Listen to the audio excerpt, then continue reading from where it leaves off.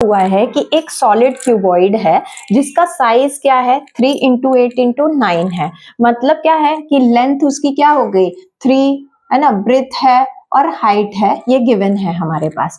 अब हम इसको अगर मेल्ट करते हैं तो क्यूब की साइड निकालना है, किस साइड का क्यूब हमें फॉर्म होकर मिलता है, राइट।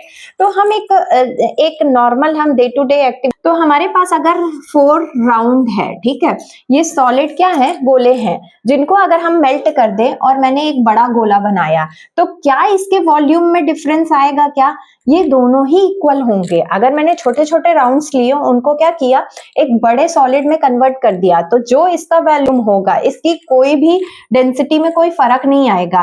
कि अगर आप इसको नाप के देखेंगे तो सेम साइज निकलेगा, इसका नाप के देखेंगे तो सेम साइज निकलेगा, सेम वेट निकलेगा, राइट। तो यही चीज हमको यहाँ अप्लाई करनी है कि जैसे हम सॉलिड का क्यूब देखते हैं तो उसकी क्या होती है, length into breadth into height होती है।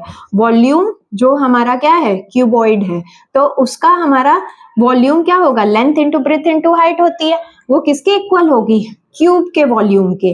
क्यूब का वॉल्यूम का क्या होता है फॉर्मूला, ए क्यूब। मतलब यहाँ पर हम ऐसे भी लिख सकते हैं ए इंटू ए।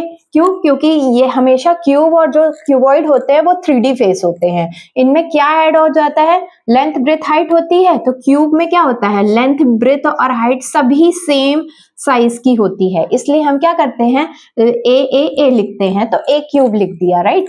तो हमारे पास क्या आ गया, 3 इंटू 8 इंटू 9, राइट।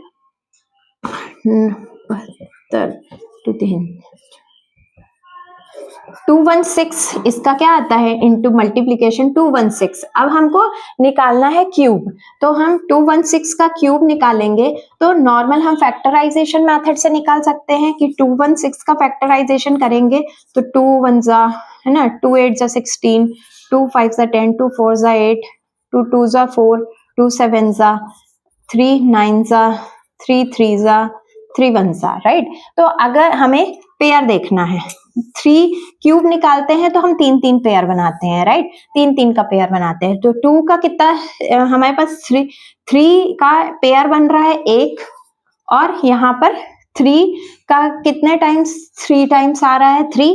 तो जब भी हम क्यूब से बाहर निकालेंगे तो ये क्या आ जाएगा हमारा 3 इंटू 2 इंटू 3, मतलब ए की वैल्यू कितनी आ गई 6। मतलब यहाँ पर क्यूब का जो साइड होगा उसका वैल्यू कितना होगा, 6 होगा। अगर मैं इस सॉलिड को मेल्ट करूं और एक नॉर्मल सा क्यूब बना दूं तो इसका वॉल्यूम जो होगा 216 है, राइट। और अगर मैं 6 इंटू 6 इंटू 6 दूं तो इसका भी वैल्यू क्या आ जाएगा 216। मतलब एक फेस की जो वैल्यू होगी, एक साइड की वैल्यू होगी, वो क्या होगी 6 होगी।